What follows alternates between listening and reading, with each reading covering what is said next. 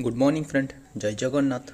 चलिए इस वीडियो में हमने डिस्कस करने वाले हैं आज के इम्पोर्टेंट करंट अफेयर को।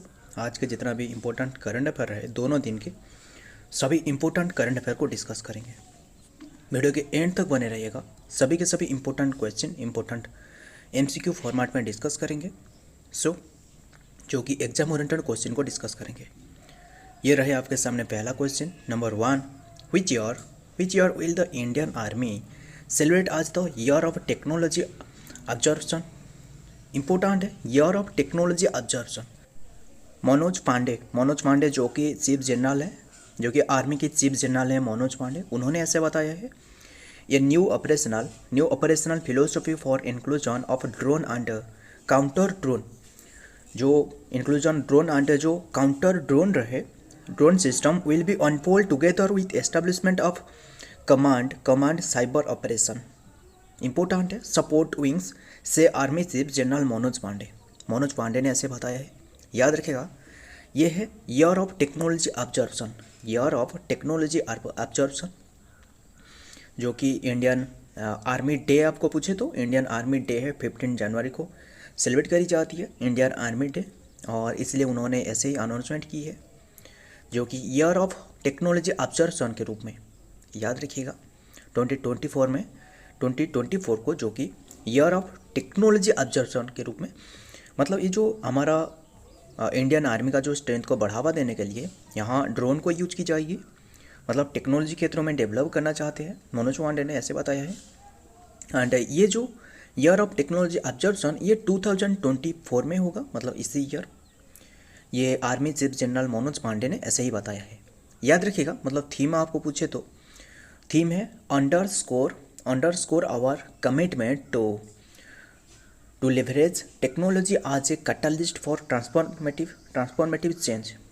मतलब ये एक कैटलिस्ट की तरह, मतलब underscore our commitment to leverage technology as a catalyst for transformative change करने के लिए जो, मतलब इंडियन आर्मी में टेक्नोलॉजी को बढ़ावा देना चाहते हैं। टेक्नोलॉजी क्षेत्रों में जो कि बढ़ावा देने से जो कि इंडियन आर्मी का जो स्ट्रेंथ है ये ग्रो हो पाएगा। याद रखिएगा, इम्पोर्टेंट है, ईयर ऑफ टेक्नोलॉजी ऑब्जर्वेशन 2024 को सिलेक्ट करी गई है। एंड साइबर सिक्योरिटी के लिए, मतलब ये साइबर सिक्योरिटी के लिए यहाँ ड्रोन यूज की जाएगी। याद रखिएगा, बस इतना ही। एंड याद रखना, इसका जो मेन एम रहे ना, इंडियन इज टू मॉडर्नाइज। याद रखिए, इंडियन इज टू मॉडर्नाइज। और अभी हमारा डिफेंस मिनिस्टर है, ये है राजनाथ सिंह, डिफेंस मिनिस्टर। याद रखिएगा। एंड फास्ट डिफेंस मिनिस्टर आप पूछे तो हमारा जो इंडियन आर्मी का जो हमारा जो फास्ट डिफेंस मिनिस्टर इंडिया की, ये है बलदेव सिंह चोक्कर, ऐसे ही इसका नाम है। मतलब ये जवाहरलाल नेहरू जो फास्ट प्राइम मिनिस्टर के समय में थे, जवाहरलाल नेहरू के समय में। याद रखिएगा, बलदेव सिंह चोक्कर, याद रखना। एंड इंडियन आर्मी डे है, ये है 15 जनवरी। अभी मैंने बताया आर्मी डे है ये 15 जनवरी। याद रखिएगा। और इंडियन आर्मी का स्ट्रेंथ आपको पूछे तो इंडिया, मतलब ऑल ओवर वर्ल्ड में इंडियन आर्मी का जो स्ट्रेंथ है ना, ये 4th पर है। याद रखिएगा, इंडियन आर्मी का स्ट्रेंथ है 4th पर, मतलब इंडिया का जो मिलिट्री स्ट्रेंथ है ये आर्मी के ऊपर डिपेंड करता है। जो इंडियन आर्मी जो नेवी रहे इसके ऊपर ये 4th पर रहे। याद रखिएगा। And Indian armed forces day आपको पूछे तो फोर्सेस वितरण डे, ये 14 जनवरी को सेलिब्रेट करी जाती है। और आज की डेट है 15 जनवरी, आर्मी डे है। याद रखिएगा, इंडियन आर्मी स्ट्रेंथ है 4th पर रहे। याद रखिएगा, ये जो आर्म डे है ना, इंडियन आर्मी के फर्स्ट चीफ जो बने थे उसी ईयर को सेलिब्रेट की जाती है। 76th 2024 में जो सेलिब्रेट करी जा रहा है army day, Indian army day, ये 76th एडिशन रहे। याद रखिएगा। और फर्स्ट चीफ है KM चरियापा। याद रखिएगा, फर्स्ट चीफ है इंडियन आर्मी की, ये है KM चरियापा। याद रखिएगा, इम्पोर्टेंट है। आगे बढ़ते हैं number 2। Makar Sankranti is celebrated आज माघी इन हरियाणा एंड पंजाब, माघी जो कि हरियाणा पंजाब में मकर संक्रांति को जो कि माघी नाम से सेलिब्रेट करी जाती है। Pongal in Tamil Nadu and Khichdi eastern Uttar Pradesh and Uttarayan in Gujarat and Rajasthan में ये भी सेलिब्रेट की जाती है। And all of this are dedicated to which god, ये कौन सी गॉड के लिए ये डेडिकेटेड है जो कि मकर संक्रांति को सेलिब्रेट की जाती है। Maghi in Haryana and Punjab, Pongal in Tamil Nadu, Khichdi eastern Uttar Pradesh and Uttarayan in Gujarat and Rajasthan. And all of this are dedicated to which god, ये कौन सी गॉड के लिए ये डेडिकेटेड है मकर संक्रांति? ये डेडिकेटेड सूर्य के लिए। Option B is the right answer, Surya यानी सन के लिए ये डेडिकेटेड है। 15 जनवरी को सेलिब्रेट करी जा रहा है, यानी आज की डेट है। बस इतना ही याद रखना, ये सन के लिए डेडिकेटेड है। आगे बढ़ते हैं। Number 3, 2022 Padma Vibhushan awarded Prabha Atre dies at the age 92 and she was associated with which field? 2022 की पद्म विभूषण अवार्डेड एक उसका नाम है प्रभा अतिर। प्रभा अतिर का निधन हुआ है, 92 एज में उनका निधन हुआ है। एंड उन्होंने कौन से फील्ड से एसोसिएटेड थे? याद रखिएगा, उन्होंने जो कि रेनवाड़ा क्लासिकल सिंगर था, यानी option C is the right answer, classical singer. याद रखिएगा, रेनवाड़ा क्लासिकल सिंगर था प्रभा अत्री, जो कि उनका 92 एज में निधन हुआ है। एंड आपको पूछे तो ये 2022 में पद्म विभूषण भी उन्हें दी गई है। पद्म विभूषण जो कि इंडिया का ये है सेकंड सिविलियन अवार्ड, याद रखिएगा। और उन्होंने पद्मश्री भी अचीव की है, पद्मश्री 1990 में। एंड पद्म विभूषण अचीव की है 2002 में, पद्म विभूषण अचीव की है, याद रखिए। 2022 में पद्म भूषण जो अचीव की है, पद्म भूषण जो कि 2002 में, याद रखिएगा। और आपको इंडिया का पहला जो सबसे सर्वश्रेष्ठ अवार्ड आपको पूछे तो यह है फर्स्ट अवार्ड जो कि भारत रत्न, नंबर 1 पर भारत रत्न, एंड सेकंड पर रहे पद्म विभूषण, थर्ड पर रहे पद्म भूषण, एंड फोर्थ पर रहे पद्मश्री। याद रखिएगा, पद्मश्री जो कि ये रिसीव की है 1990 में, एंड पद्म भूषण 2002 में, याद रखिएगा। एंड पद्म विभूषण ये अचीव की है 2022 में प्रभा अतिर। बस इतना ही याद रखना, बस इतना ही क्लासिकल सिंगर था। आगे बढ़ते हैं। Number 4, the book tryst with Ayodhya decolonisation of India is written by, ये किसके द्वारा लिखी गई है? The book tryst with Ayodhya decolonisation of India is written by Balbir Punj. Option B is the right answer, Balbir Punj के द्वारा लिखी गई है, याद रखिएगा। मतलब जो कि ये बुक बालवीर पुंजी के द्वारा ये लिखी गई है, याद रखिएगा। जनवरी 13, 2024 एट 2:30 PM में ये मतलब अनवील की गई है, multipurpose hall Indore stadium, Delhi university जो कि न्यू दिल्ली में ये बुक अनवील की गई है। ये जो अयोध्या रामलला टेम्पल है ना, ये मतलब 500 ईयर के जो संघर्ष के बाद, मतलब पता नहीं कितना खून खराबा हुआ, कितना भी लोगों को जान चले गए इसके बारे में, याद रखिएगा। उसके बाद जो कि 500 ईयर के बाद मतलब अब ये बना, मतलब ये टेम्पल, याद रखिएगा। फाउंडेशन स्टोन 2020 में ये इस्टेब्लिश करी गई थी, एंड अभी अनवील की जाएगी 22 जनवरी 2024 में अनवील की जाएगी प्राइम मिनिस्टर नरेंद्र मोदी के हाथों से। और ये जो टेम्पल बनाया गया है राम की बर्थ प्लेस पर बनाया गया है, राम की जन्मभूमि पर बनाया गया है। मतलब ये राम की जन्मभूमि पर जो टेम्पल था, एक टेम्पल था जो कि ये बाबर के द्वारा डिस्ट्रॉय की गई थी, एंड डिस्ट्रॉय करके जो कि उनके एक कमांडर रहे मीर बाकी के द्वारा ये प्लेस पर एक मस्जिद निर्माण की गई थी, याद रखिएगा। और ये मस्जिद भी हिंदुओं ने जो कि डिस्ट्रॉय की थी 1992 में, 6 दिसंबर 1992 में डिस्ट्रॉय की थी। एंड अभी ये जो कि ये टेम्पल इनागुरेट करी जाएगी, याद रखिएगा। ये बनाया गया है, मतलब ये जो फाउंडेशन स्टोन 2020 में एस्टेब्लिश करी गई थी, एंड अभी ये इनागुरेट की जाएगी 22 जनवरी 2024 में, याद रखिएगा। अनवील की जाएगी प्राइम मिनिस्टर नरेंद्र मोदी हाथों से। मतलब 5 ईयर के जो कि संघर्ष के बाद आखिरकार ये टेम्पल बन ही गया। और इसीलिए आप 22 जनवरी 2024 में एक दिया लगा देना, राम किनारा पर लगा देना। सो बस इतना ही याद रखना। ये जो कि ये बुक है बालवीर पंजी के द्वारा ये लिखी गई है। उसका नाम है ट्रायस्ट विथ अयोध्या। ये उसके बारे में रिप्रेजेंट करी गई है, मतलब जो क्या संघर्ष था ये मंदिर टेम्पल बनने के लिए, उसके बारे में ये दर्शाया गया है। याद रखिएगा।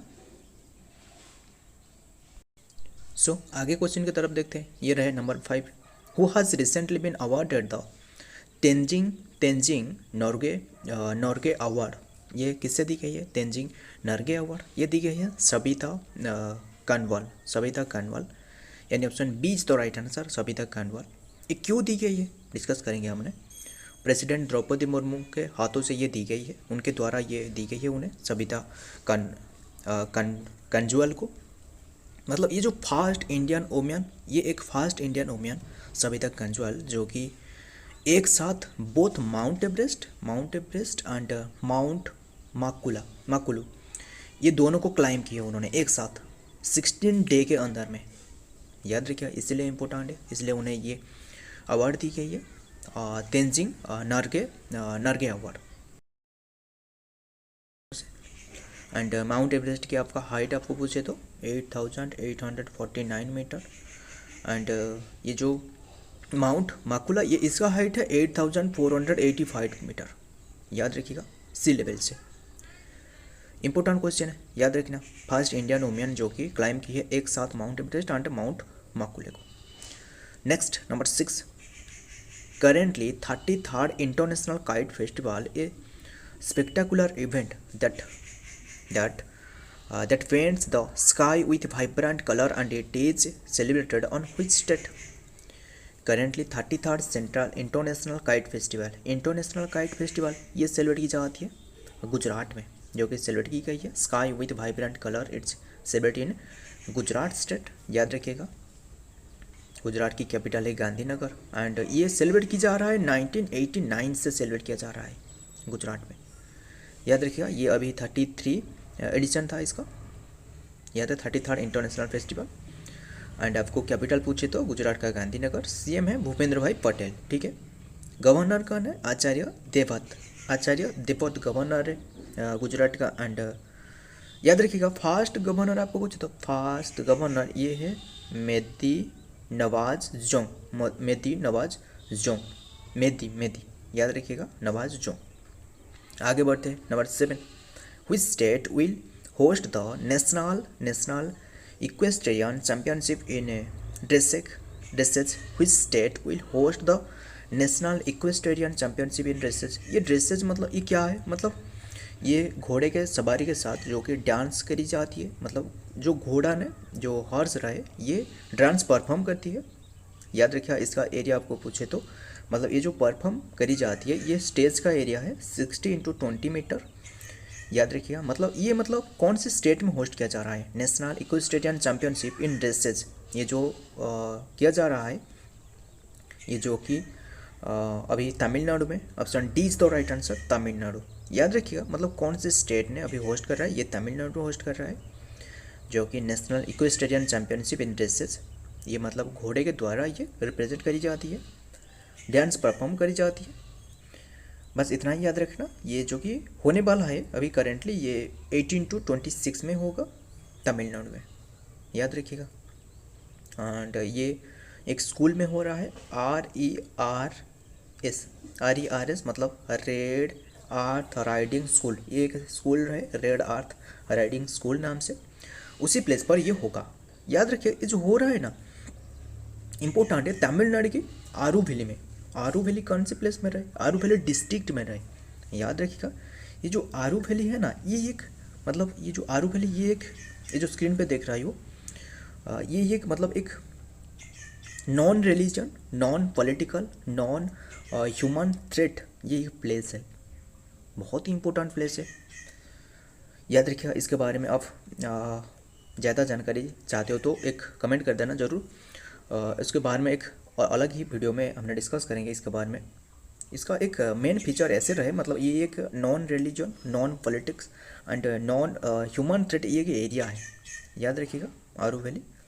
एंड ये आपको फाउंड की गई थी, आपको पूछे तो founded by Meera Alfassa, Meera Alfassa, याद रखिएगा, इम्पोर्टेंट है। मतलब बस इतना ही याद रखना, तमिलनाडु में ये हो रहा है, ये जो इक्वेस्टेरियन नेशनल इक्वेस्टेरियन चैंपियनशिप इन ड्रेसेस।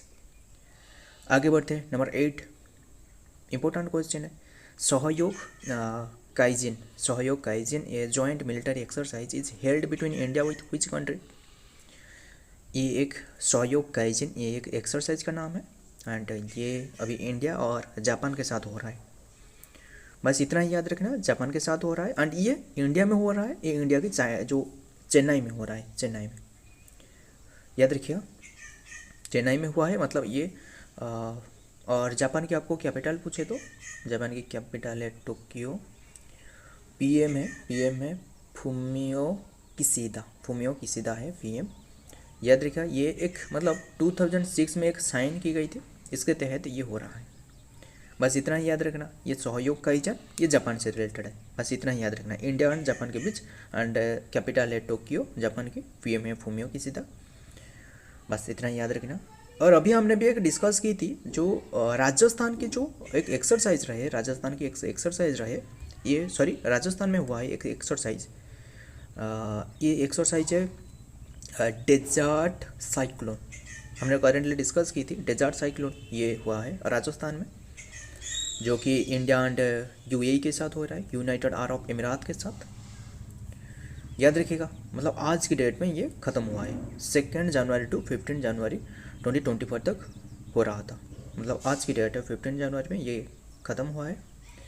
याद देखिए, राजस्थान में ये एक एक्सरसाइज हुआ है डेजर्ट साइक्लोन, और ये जो साइक्लोन सहयोग काइजिन ये हुआ है, काइजिन ये हुआ है जो कि जापान के साथ, इंडिया एंड जापान के साथ, याद रखना। जापान की पीएम है फूमियो किशिदा। आगे बढ़ते हैं, number 9 which film has won the Golden Globe award 2024 for best motion picture. ये मिली है ओपेनहाइमर को, option C is the right answer, Oppenheimer, याद रखिएगा। जो 81 edition of Golden Globe award हो रहा था सेरेमनी 7 to 8 जनवरी में, ये उन्हें मिली है ओपेनहाइमर को, याद रखिएगा। फिल्म फेस्टिवल जो कि film has won the Golden Globe award, ये 2024 की बेस्ट मोशन पिक्चर के रूप में उन्हें ओपेनहाइमर फिल्म को ये अवार्ड मिली है। सो याद रखना, आगे बढ़ जाती है number 10, this is the last question and which tiger reserve has got the title of India's first dark sky park। ये जो डार्क स्काई पार्क है ना, ये मतलब ऐसा है कि मतलब ये जो एरिया को प्रिजर्व की जाएगी आर्टिफिशियल लाइट पॉल्यूशन से रोकने के लिए। आर्टिफिशियल लाइट पॉल्यूशन जो हो रहा है ना, जिसके लिए जो इसका जानवर रहे, ये जो रिजर्वियर का जो एनिमल रहे, इसका ये उसने जो कि डाइवर्ट हो रहा है, और इसलिए मतलब कौन से स्टेट का जो कि रिजर्व को, जो कि टाइगर रिजर्व को मतलब title of the India's first tiger dark sky park के रूप में ये अनाउंसमेंट करी गई है। ये है पेंस टाइगर रिजर्व, यानी option D is the right answer, Pench tiger reserve, जो कि जो डार्क स्काई का मतलब है, डार्क स्काई पार्क का मतलब है जो आर्टिफिशियल जो लाइट पॉल्यूशन हो रहा है उसे रोकना चाहते हैं, और ये जो कि पेंस टाइगर रिजर्व में ये ऐसा किया जाएगा। ये रहे अभी ये जो स्थित है ना, ये जो पेंस टाइगर रिजर्व ये मध्य प्रदेश एंड महाराष्ट्र में रहे, मध्य प्रदेश एंड महाराष्ट्र में, याद रखिएगा। बस इतना ही। और सबसे पुराना टाइगर रिजर्व आपको पूछे तो ये है जो कि जिम कॉर्बेट नेशनल पार्क, और याद रखना। सो फ्रेंड, हमने ये जितना भी क्वेश्चन डिस्कस की सभी को याद रखिएगा। वीडियो पसंद आया तो वीडियो को लाइक कर लेना। मिलता हूँ ऐसे ही और एक इम्पोर्टेंट जीके के साथ, इम्पोर्टेंट डेली करंट अफेयर के साथ। पीडीएफ भी नीचे एक टेलीग्राम चैनल है, इसमें आपको मिल जाएगा। मिलता हूँ और एक जीके में और एक इम्पोर्टेंट डेली करंट अफेयर में। तब तक के लिए जय हिंद, जय जगन्नाथ।